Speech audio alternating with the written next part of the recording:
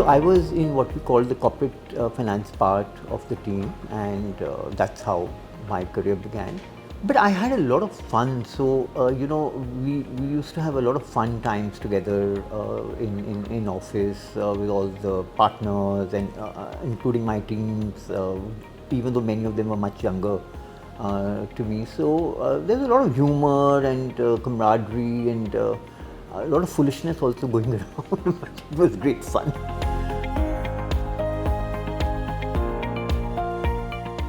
I don't think I was deliberately looking out for something different, but at some point in time I started getting bored of deals, and I did talk about it to Deepak Kapoor, who was the chair at that point in time, and then he suggested that why don't you start looking at partner affairs.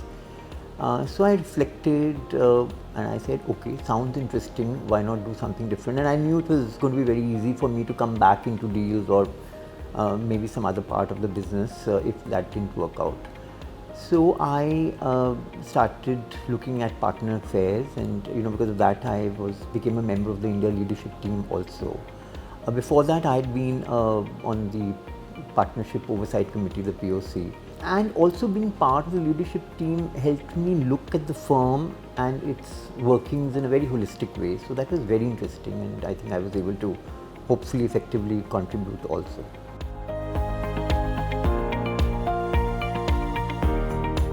So there was a time in Goa, and after a lot of dancing, and some of us headed to the beach, maybe about 20 of us, and the entire night till next morning we were playing Antakshari and singing songs on the beach.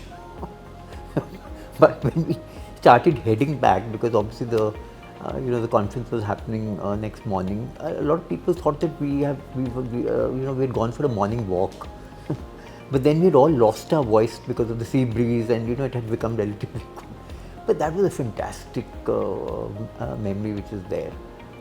And another memory, I don't know what triggered it off, but some 10 of my lady partners got together, and they put some kind of a Maharaja kind of that pagadi on my head, and there's this wonderful photograph that they started taking, where each one of them was trying to feed me something, grapes, a glass of wine. So I'm sitting on a chair and they all like spread out around me.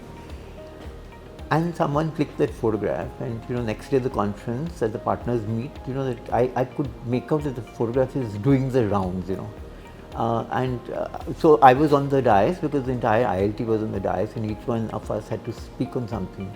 So Deepak, when it came to my turn, asked me, so Rohit, want to understand from you, just say a few words about relationships. So what I did was, I said, Deepak, let me show a picture, because pictures sort of speak more than 1,000 words, and I just put that picture up. So that instead of it doing the rounds, and that's a very, very nice memory which is there for me.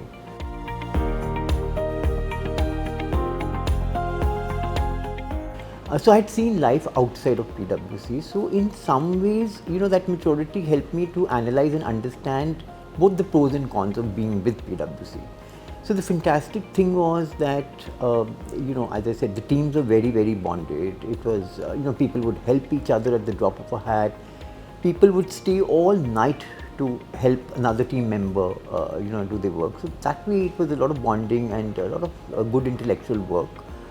The firm started doing very well, particularly, post 92 when the liberalization happened. So that was also great. And so, on balance, I thought it was a good place to be.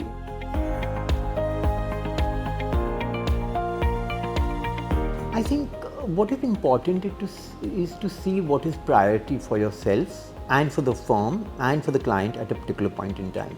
And I'll tell you, in 1999, when Coopers and Lybrand and Pricewaterhouse merged, Ashwini, who was my boss at that time, said, this is going to be a terribly important moment, and it's a global merger happening, and I had planned a holiday to Australia for about a month with my family.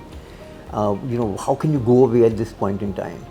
So I reflected and I said, Ashwini, one cog in the wheel is not going to impact the merger. this is my family time. My being in India is not going to make any difference to the merger going through, so I went off. So I was able to balance it out, and I think for me what was very important was to also ensure that the team was able to do the same.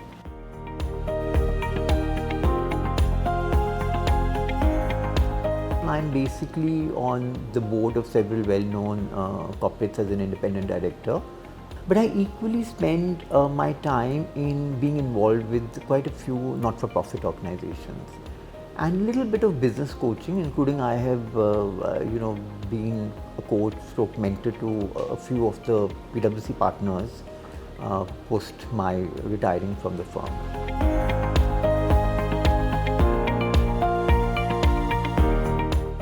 So part of it is intuitive, though I think with me it's more that I've built on it rather than it having come naturally. You know, at some stage, both in your personal and your professional life, you can't underestimate the value of relationships. So I tend to basically reach out to people without any agenda, and it just takes something like as simple as a New Year message, a birthday call. People are so sort of overwhelmed sometimes that you still remember and you reached out, you made my day, and that makes me feel so much nice about myself that it makes my day.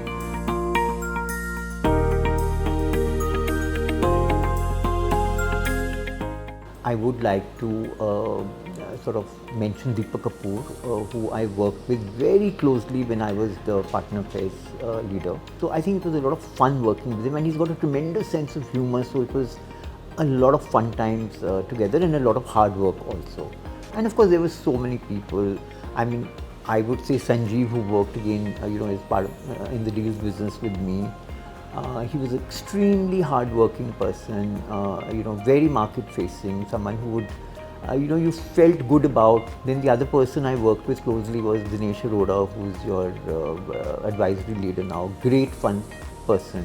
So by the way, Russell is another very inspirational person. He's been truly inspirational, someone to learn from, because he's one person who always remains in touch. Great fun times and great camaraderie, and we are all a lot in touch even now.